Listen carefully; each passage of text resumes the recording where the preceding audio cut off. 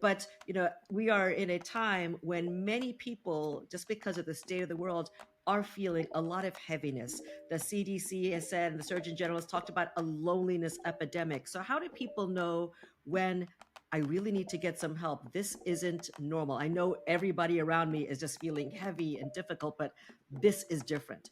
How do people get that idea that they need help? Well, I'll just use myself as an example. It was impeding what I saw as a vision for myself. I felt like I was wearing a coat that I could not take off.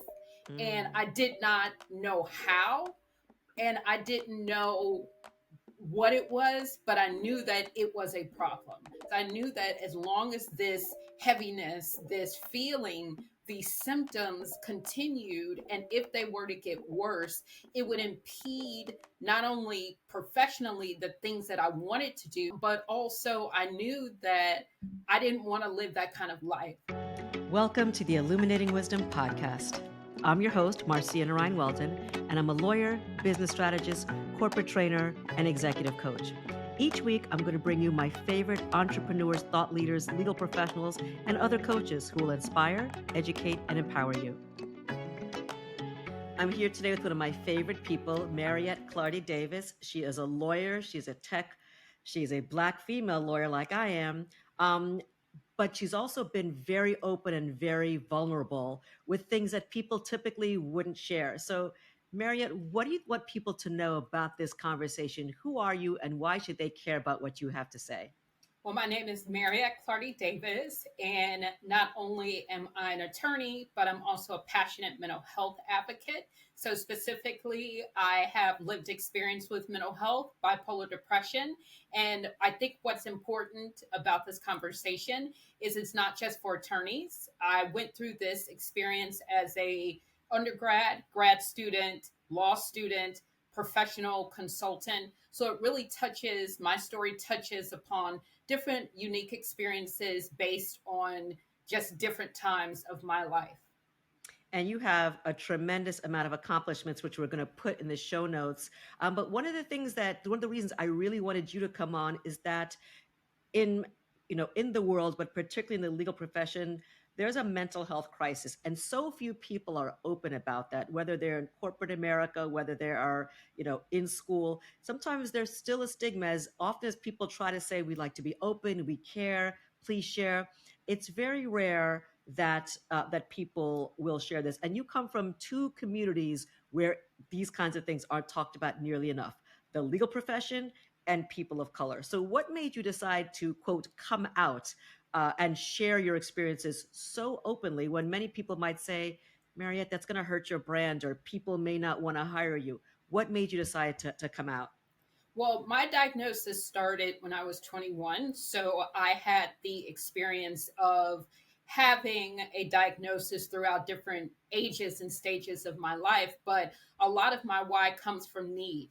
So I, as a child, was always a seeker of solutions. So when I was presented with a problem, and as attorneys and many professionals, but attorneys specifically, we are often presented with a problem. And for many times, when it comes to client facing matters, and we'll get to self advocacy later, but Mhm. client facing matters, we're always digging for a solution. So when it came to a lot of experiences as a student and as a professional, my why came from the need to find solutions and tools to really help me to grow and experience what I felt like was needed for me. So I had a lot of challenges, or started to have challenges both personally and professionally.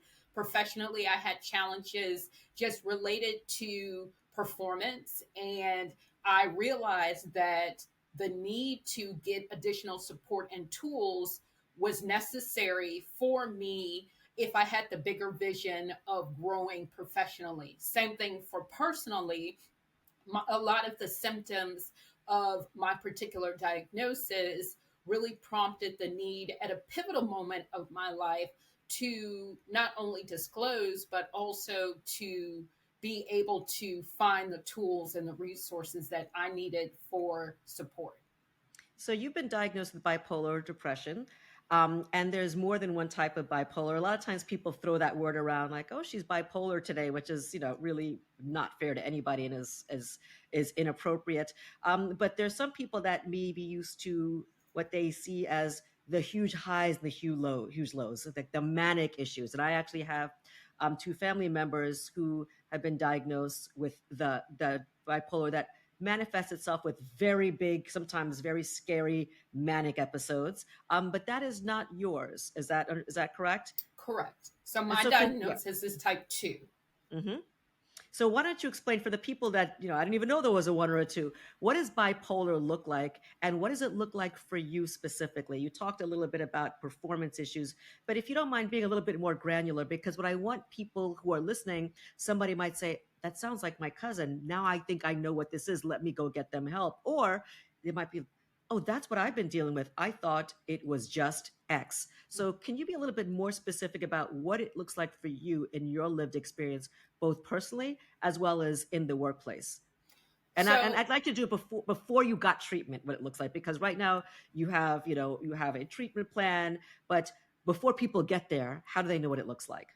yes, so a lot of my diagnosis was difficult to spot. I was diagnosed at 18 with depression and re-diagnosed at 21, and a lot of the symptoms exhibited quite different than what many people would say this is Mm, what a person who has bipolar looks like, with the ups and the downs. For me, if this is what you would call like a midline, I was always operating slightly above the midline, and then long periods of depression, and that slightly above the midline really looked like intensity and drive. So it exhibited itself in behaviors that on the outside, with society, it would say, oh, she's active, she's just engaged in the community. So, but there was a lot of fear, nervousness, and anxiety that kind of stayed on me and stayed on the surface of my day-to-day life. And the long periods of depression were generally categorized by the feeling of loneliness, the feeling of emptiness, the feeling of numbness, um, the feeling that I was not in my body, that I was like a zombie walking around just doing things. Fear, worry, and doubt were really the three pillars that mm. were part of my existence that I lived with day to day. And the manifestations of what those look like, the lack of or challenges with sleeping, challenges with overexertion, burnout, and just again, that mix that just continued to cycle through. So you were diagnosed first at 18 and then at 21. What made you decide to go get help in the first place? And I ask this without asking how old you are right now, but we are in a time when many people, just because of the state of the world, are feeling a lot of heaviness. The CDC has said, and the Surgeon General has talked about a loneliness epidemic. So how do people know when I really need to get some help? This isn't normal. I know everybody around me is just feeling heavy and difficult, but this is different. How do people get that idea that they need help? Well, I'll just use myself as an example. It was impeding what I saw as a vision for myself. I Mm-hmm. felt like that from a, I felt like I was wearing a coat that I could not take off. And Mm. I did not know how, and I didn't know what it was, but I knew that it was a problem, because I knew that as long as this heaviness, this feeling, these symptoms continued, and if they were to get worse, it would impede not only professionally the things that I wanted to do, because I was diagnosed early on at an earlier age, but also I knew that I didn't want to live that kind of life. So I was lucky that I went to the University of Puget Sound, which is right outside of Seattle, Washington, and Tacoma, Washington. And they Mhm. had a wonderful wellness behavioral health center with their kind of student health center. And I was diagnosed initially with depression at 18. And I did a treatment plan, which was a mix of medication through a Mhm. psychiatrist that was on site, as well as therapy, and then re diagnosed at 21. And so, why did you need to get re-diagnosed? And how did they finally figure out that it was not depression, but it was actually bipolar with depression? Well, I got re-diagnosed because I realized that the initial diagnosis of depression, I still felt like I needed more support, and that wasn't it. Mm-hmm. It didn't feel like the treatment plan based on the diagnosis was getting me there. And I started exhibiting more nervousness, more anxiety, more intensity. And so I felt that I needed to reevaluate what that looked like. And luckily, I was still going in for therapy and going in for medication. And so I mentioned that, and they performed, the psychiatrist came in and they did additional testing. And so you did this when you were in college, and maybe you're a spectacular student and very So self-aware. resilience to me I is like a work with some muscle, college students, I and work any with law muscle students, and I work with takes people at all ages. And many people exercise aren't and even aware enough reps to realize to get this isn't stronger. working. They think this is the way it has to be. Or there's some people when they get a treatment with medications, they may find this is changing who I am. It's blunting my creativity. I'm sleeping more. I'm losing weight. I'm gaining weight. What's the advice that you have for people who are young, who may be in college or law school or high school, or is just starting out in their careers, who may say, I don't know if I want to get a diagnosis? Because for some people, there's still a stigma of these kinds of diagnoses, or they're afraid to take medication. So, what's the advice that you can give to the person that's listening that might just say, I'm just going to live with this because I don't want medication to change me. So I'll start by saying it's a choice. Everyone Mm-hmm. has a choice in whether they choose to get a diagnosis or not. It doesn't change the reality of your lived experience. So we'll start off with that. Not Mm-hmm. having a diagnosis doesn't validate or invalidate the Right. things that you're going through. And I think that that really is an important point. A diagnosis is just a medical thing that people use to say, based on these symptoms, it could be X, and connecting it to a treatment plan. So I would start by really looking at, where are you in your life? Do you have a need to seek treatment in which getting a diagnosis would be necessary? Are there other things or alternatives that you can do, or can you do both? So I will say, for my college experience, one of the things that I regret not doing was looking at not only the treatment plan, but also asking, what else is there? What if there is more that I could be doing? Because I was doing the therapy, I was doing the medication, I was doing the things, but I still felt this disconnect that it wasn't Mm. a holistic plan for me. But again, I didn't, number one, have representation to know any different. I didn't know it was possible. And I wasn't armed and equipped with the knowledge to know better. That's great. And you've talked about the importance of self-advocacy.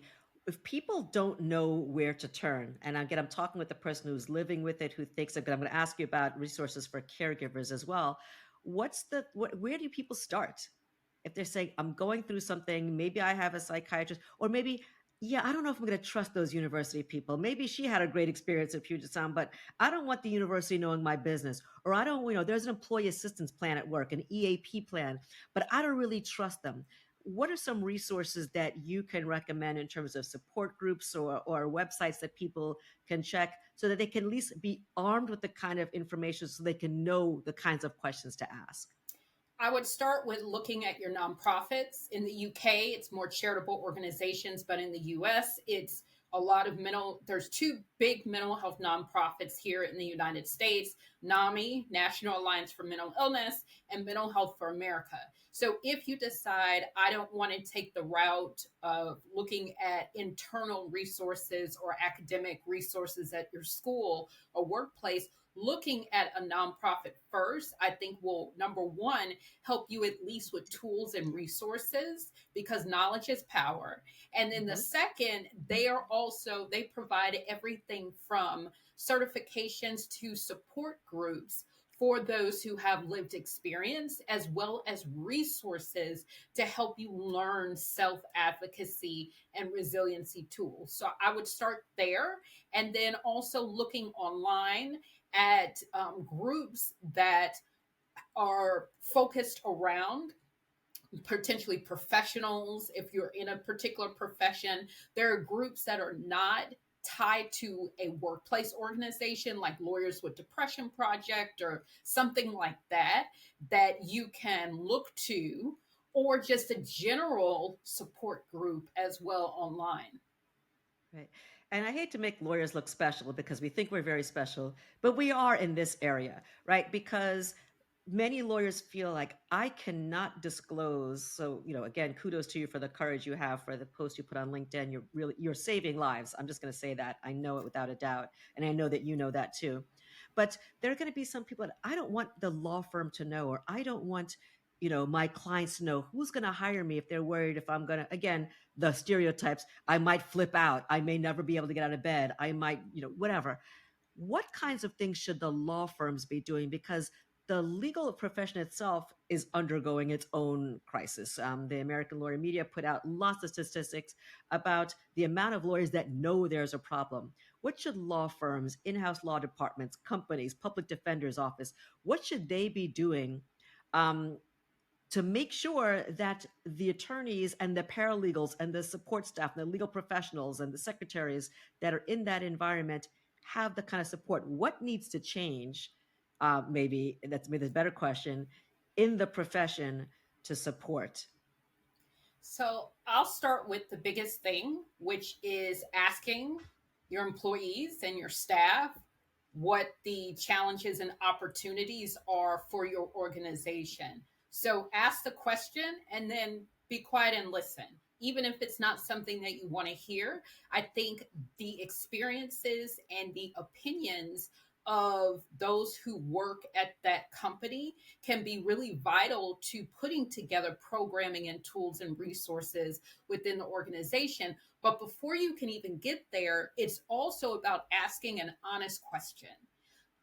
Do I have an organization that has an environment that creates the safety where Mm-hmm. people will actually give me honest answers? Because nothing else that I am about to say will even matter if you can't provide that environment of safety, because people will just lie to you just because they can, because they understand the toxicity of the workplace and they just don't want to get involved in that. So I will start by saying just creating the environment to have those conversations, and then take a look at what performance means in the realm of well-being. So specifically, if you have programming and tools and resources that people are using, are you providing billable hour credit? Are you providing the same type of performance and incentives and Mm-hmm. recognition for those who not only do the programs but volunteer their time to your company to help support your employees? Do they get credit for that? And I think that that is really a low hanging fruit, but Mm-hmm. something that firms can start looking at. Excellent. And those are some really tangible things because a lot of times people bring in speakers. I know some firms bring me in to speak. And then I'm always wondering, okay, what happened after that? It was like we feel great. Now get back 2,100 hours. Right. And I saw something actually that there was something in, I think, law.com that had an article with, going to 1,800 billable hours actually help, address some of the mental health issues that are going on in the profession. But even outside the profession, the things that you mentioned, it doesn't matter what workplace. I don't care if you're a small business with 4 people. You've got to ask people what they need, and then but don't ask if you're not willing to do something, because that's the other problem. Then it's even worse. Then people like, so you tried to tell me that you're willing to do something, but really you don't care because it's going to affect your bottom line, going to affect productivity. We've got to spend this time doing workshops, and that takes away from working with the customer. So if you're really going to do it, you have to be committed to doing it. You talked before about resilience. What does resilience mean to you, and how do you build that?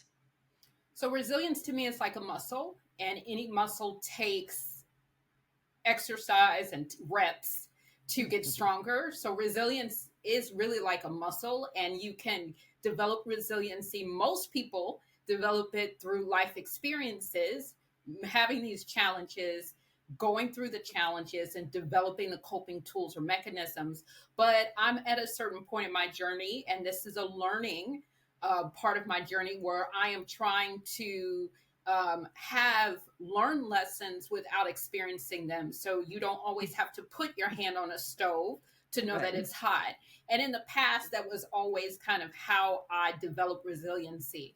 But I would say that resiliency not only is like a muscle, but it's also about understanding what tools that you need and support that you need to help build resiliency, and understanding that resiliency can evolve through your life stages and situations. So resiliency for me at 20, I'm 42 now, but Mhm. resiliency looked different when I was in college versus when I was in grad school versus when I was a consultant versus when I was in law school. And so it really isn't a one size fits all, but I think it's just the building of tools, resources, and skills, and being able to deploy them more effectively and quicker than potentially you would be without that, though putting in those reps.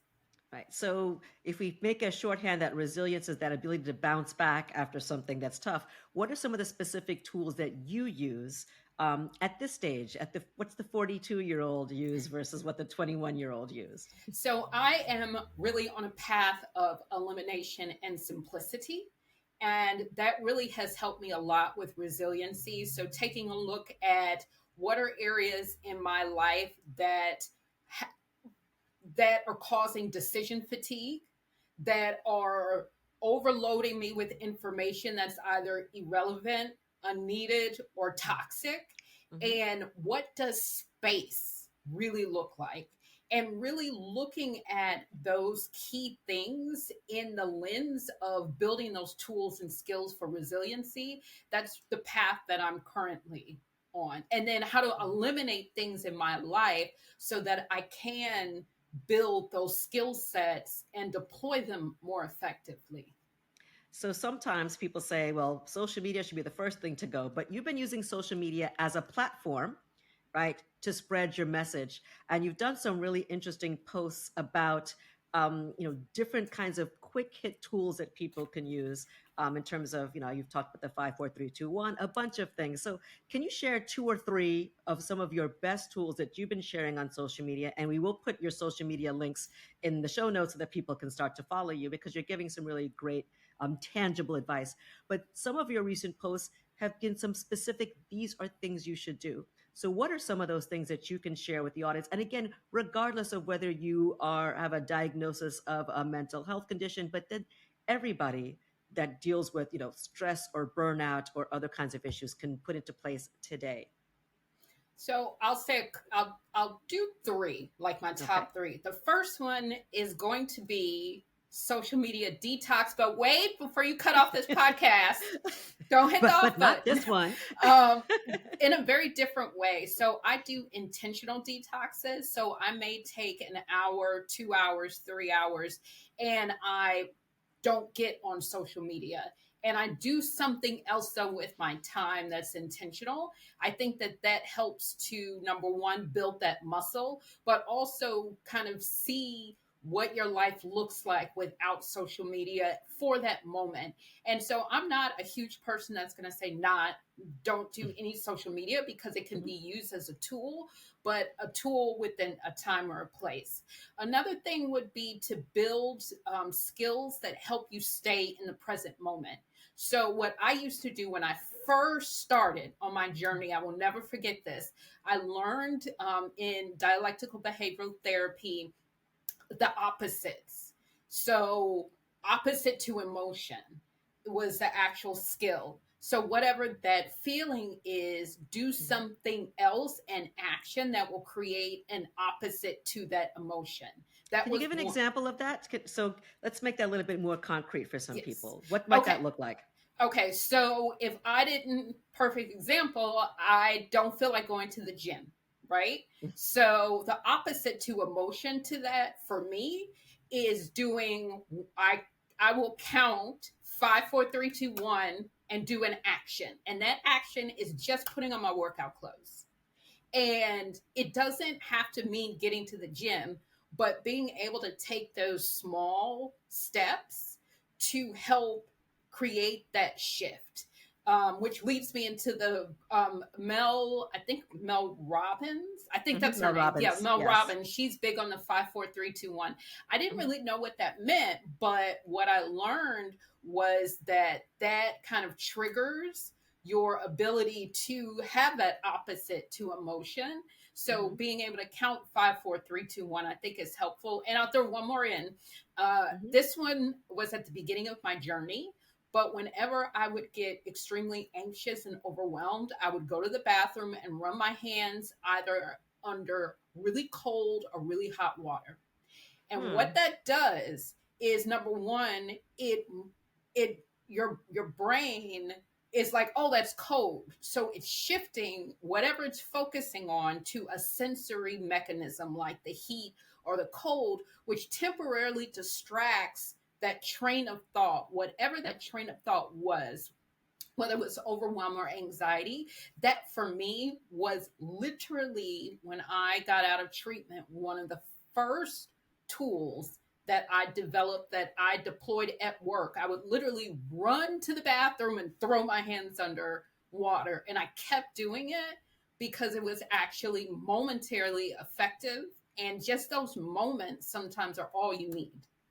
So that's really important. I'm going to unpack that a little bit. So first of all, we don't want you to burn your hands. Let's be clear. Yes, We don't want you to burn not your a hands. medical But recommendation. so let's say people do the cold, because for some people, look, I'd rather be under hot water than cold. So for some people, right? Yes. Cold is really important because it's actually, there's certain things people can do. People can, if you're at home, you can actually stick your head in cold water.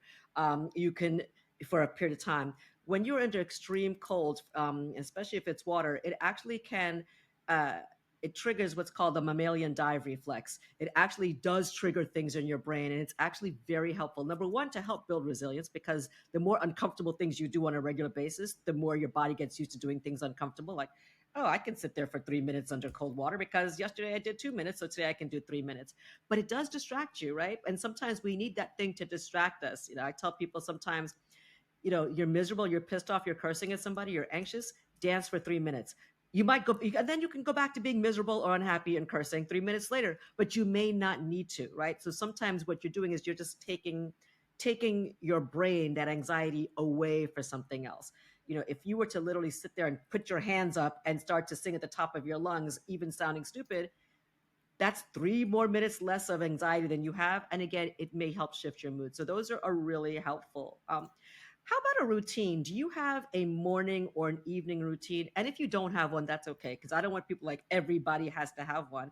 But is there something that you do? And I think this is also particularly important when you are, when you really need to make sure you can regulate your emotions. Is there something that you have that you'd recommend, or that at least works for you, that if you don't do it, you just don't feel the same?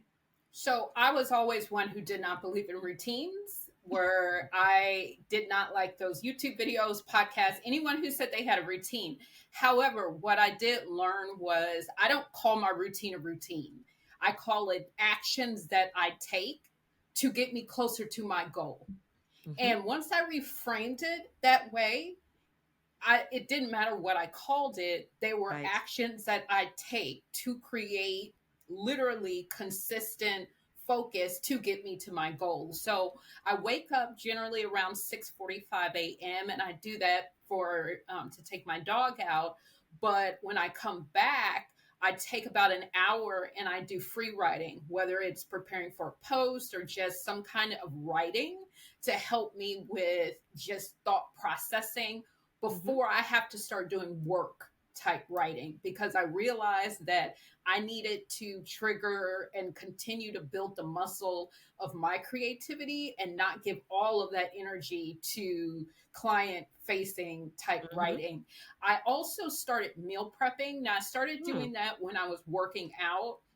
Started with a trainer and working out, and we were doing macros and weighing our food, but I don't do any of that part anymore. But I do Right. prep every Sunday. So I have like a superfood green drink. I have very basic things because I hate cooking, but they are things that are effective that again help me fuel my day. So I get that ready, And then in the evening, on the other side of that, it depends on the evening, but there might be dragon boat race practice, which will then put me Wait, on. dragon boat race practice? What Yes. is dragon boat race? So it's like like rowing, but Hmm. it's a larger boat, and it's either 10 or 20 man teams, and you there's a left side and a right side, and they race. So it's either 200 meters, 500 meters, 2,000, 5,000 meters. And so it's basically a boat racing team, and you're rowing either on the left hand or on the right hand side. So I might have that, or I might go to the gym. And I've started doing a lot of lifting and high intensity interval training with weights to really help me with power and endurance. And then I also mix all that up in the evening with yin yoga. But the last two things that I do that always in my day is that I read something that is powerful for me, that helps Hmm. me continue to grow and learn. And then Right. I put meditation on. So I literally put on a meditation and fall asleep to it, because I want those thoughts, those words to be the last words that my brain hears for the day. Absolutely. And that's so important. A lot of people fall asleep watching TV, and and they might be having like violent images or the news. And then you wake up, you're like, why am I so grumpy? Yes, because all night long you heard violent images or violent sounds or gunshots or people droning on about the economy. And of course you're going to wake up and not feel refreshed. So I think that's fantastic, because I don't think people realize that when you're asleep and when that prefrontal cortex shuts down, that judgment, that reasoning, everything is going into your subconscious. So sometimes the most effective ways that you can retrain your brain are by the things that you're going into sleep listening to at night. So that's fantastic. Now I want to switch gears. Not only are you a passionate mental health advocate, you are also a passionate advocate for tech, and Web3 and Metaverse. And I had an episode with Mitch Jackson on a while back, and he's super passionate. As a matter of fact, I've had both of you speak to my class, and at the law school. But for people that didn't listen to Mitch's episode yet, what is Web3? What is Metaverse? And why is it important for people who look like you to be in this space? So we'll unpack that one first, and then we'll back up. I Because you are a think Black female, in case people didn't, I can't remember if you said in the beginning, but I said you're a woman of color. It's really important. There's not that many, there are more, but there are not that many women of color in this space. So why you? And why so. that? I think it's important for people to get in a space of innovation early. And it depends. Again, we're in an early phase of adoption. So many people wait until there is a later phase, but I think that getting in early to a innovative environment, whether it's Web3 or artificial intelligence or tech, is really beneficial, because number one, it puts you ahead of the curve that is coming. But number two, it also gives you a voice within the community, because one of the biggest myths of this space is that the Web3 space is already built, the metaverse space is already built. It's not. It is just starting. The evolution and what it will look like 10 years from now is going to be markedly different. But if you aren't in the rooms and having the conversations and being a part of it, your voice, your unique lens will go, it won't be heard. And so the people who are in the space will build the space based on how they want it built, based on the communities that they serve and the people that they look like, and will close you out of it until the adoption forces you in it. So I think that that's really important reason why people need to get into any tech space early. So now, as far as the definition, I think Web3 has so many defined terms. And so I'm not going to say I have it memorized. So that's why I take notes. But it really is the building blocks that create more of a decentralized, autonomous, ownership versus incentive environment. So if you want to break it down quite simply, Web3 allows you to to have a sense of ownership of within the community, within the tools, within the resources, versus a Web 2 interface like a Facebook or Threads or an Instagram, which extracts. So it's always extracting data, even though you are consuming it and using it for free. It is more ownership versus extraction. And Web3 is built on essential premise of the blockchain, which is a decentralized ledger that allows for information transfer that is much more tamper proof, not tamper, we'll use the word tamper proof, Tamper than resistant. tamper resistant than many other sources. And so the foundation is built on the blockchain, and the blockchain allows for layers that are finance related, which is where cryptocurrency comes in, and even environments like the metaverse, where you have social interaction through a virtual world. So the metaverse is one of the tools of the foundation of the blockchain. But what's unique about the metaverse is that the blockchain isn't the only important layer of the metaverse. So, in order to create these virtual worlds, you have the blockchain and Web3, but you also have augmented reality and virtual reality. You have data science, and then you also have artificial intelligence. So, you have different layers that make up what you may see as a virtual world that allows for online social interaction. So, how did you even get involved or interested in this? First of all, that's a whole lot of words. People are like, I have no idea what you said. I'm going to provide other resources if you're interested in learning about this, because it is important, right? I just finished working on my syllabus, and in my syllabus, I'm talking about how people can use generative AI.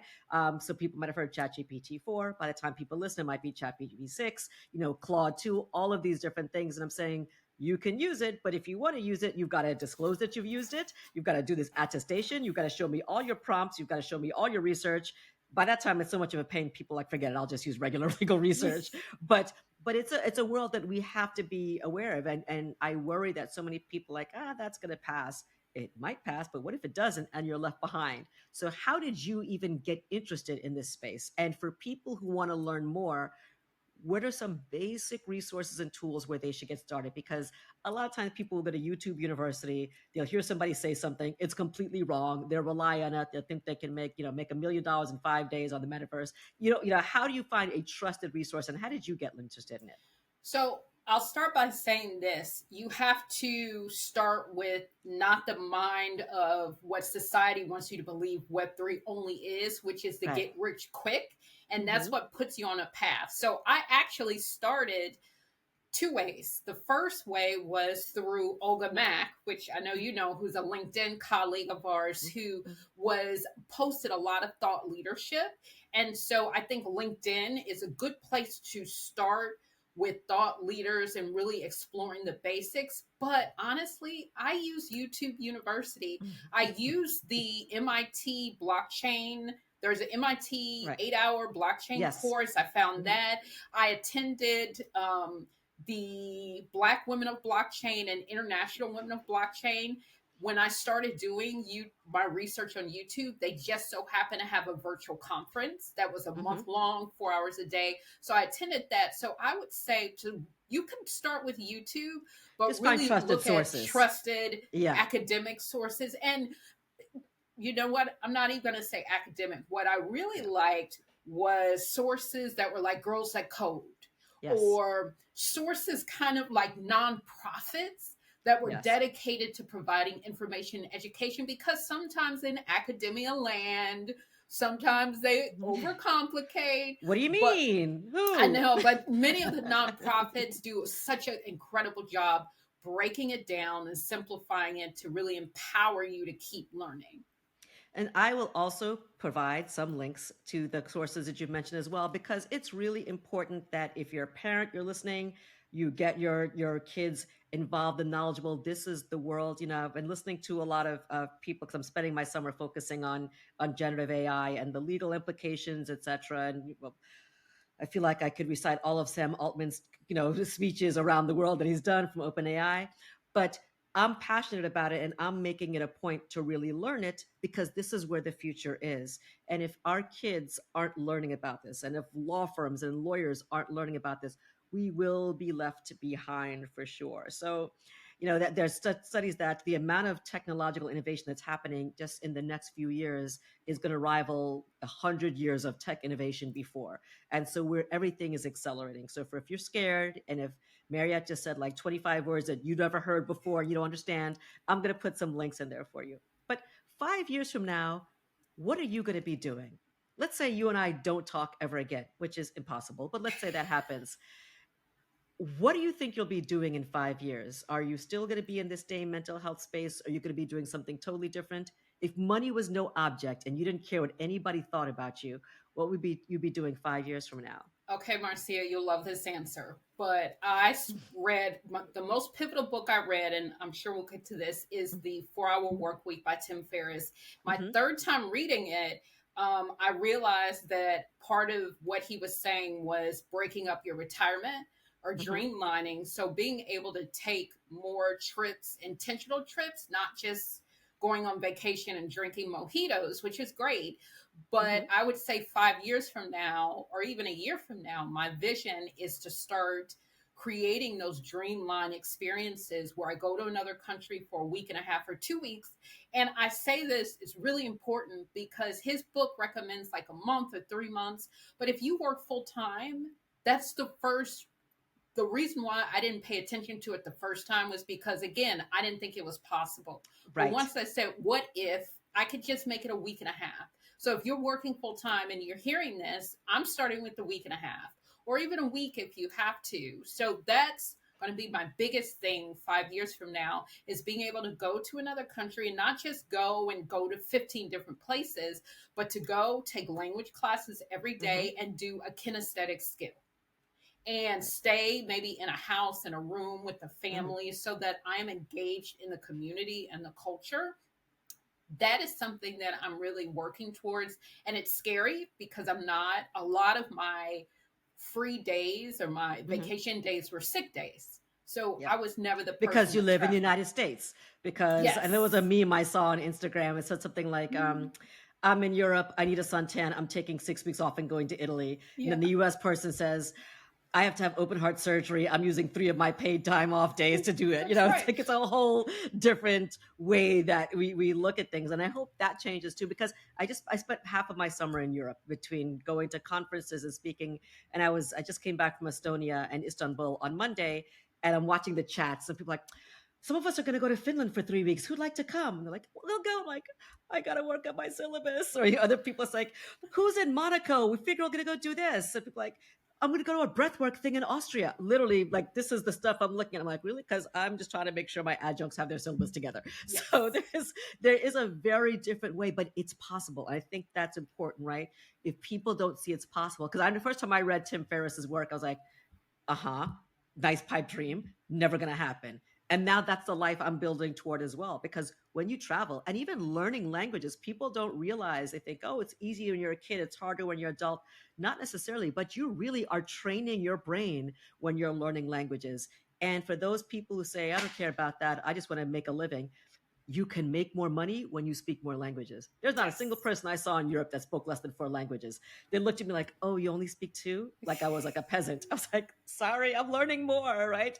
But we forget the rest of the world learns. And again, it's a great, and it's exciting. It's an exciting thing to do. Oh, and So, I do have two more sure, my little goals. absolutely. Okay, so 5 years. So we have that, and then with the mental health work, again with elimination simplification, I am trying to look at the work that I'm doing and how can I focus my work on giving the most value that uses my superpowers the most effectively. So there's certain Mhm. things as a speaker, as a trainer, I don't like doing.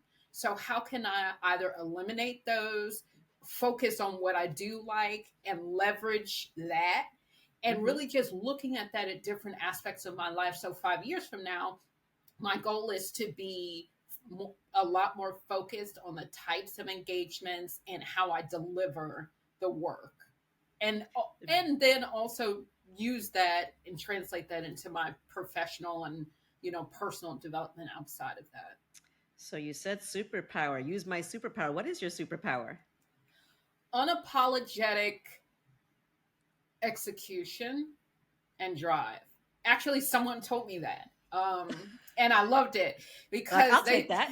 they said one thing about you is that you have this unapologetic focus on realizing your vision.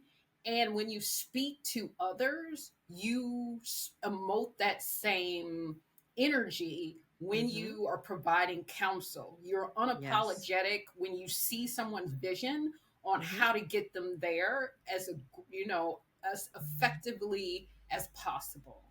So that's my superpower. I love it. And you claim it.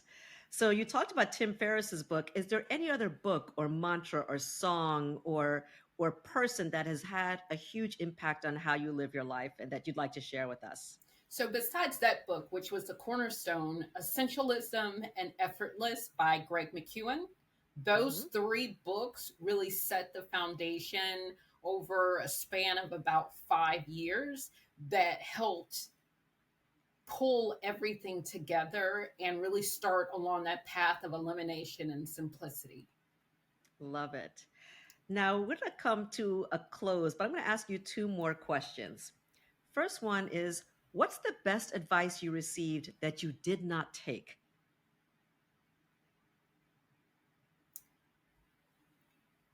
Tim Ferriss, 4 Hour Work Week. I was rereading this chapter. This literally happened 2 weeks ago. I hate to admit it, but it happened. And he talked about not reading emails. He had a designated time where he didn't read emails. Hmm. And he talked about why. And I literally put the book down, and there was something that I was like, it was the weekend, and I was like, oh, I'm just going to peek in my email and look at it. And his premise was, if you look at it, the residue from that issue is going to haunt you your entire weekend. And that's Hmm. exactly what happened.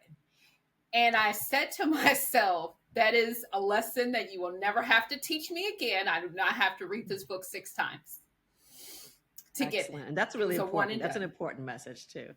And then finally, what's one thing that you want people to remember if they remember nothing else from this 45-minute conversation where you've packed in so much goodness and so much wisdom? If they remember nothing else, what's the advice or the thing that you want them to leave with, having heard you speak? The one piece of advice is to advocate for yourself as valiantly as you advocate for your clients, whoever your clients may be. I think that, especially for professionals, we have this wall where we are Mhm. fierce advocates in many respects, but when it comes to sharing our own voice, expressing our needs, finding solutions that work for us, we are probably the poorest advocates we could be. Mm. So it's about not only self advocacy, but also finding authentic tools. My story is based on my experience, and it doesn't mean that that is the blueprint in which you need to take. What I always tell people is to take the ideas and take the values and the principles and use that to fit and create a toolbox and a lifeline that works for you authentically. I love it. And if people want to work with you, if they want you to come to speak with their organizations, hint, hint, hint, I believe she's available. Um, how can they reach you? Again, we'll put this in the show notes as well. But how can people reach you? And who do you serve as you want to get the message out? Who should be reaching out to you? Who do Yes. you want to hear from?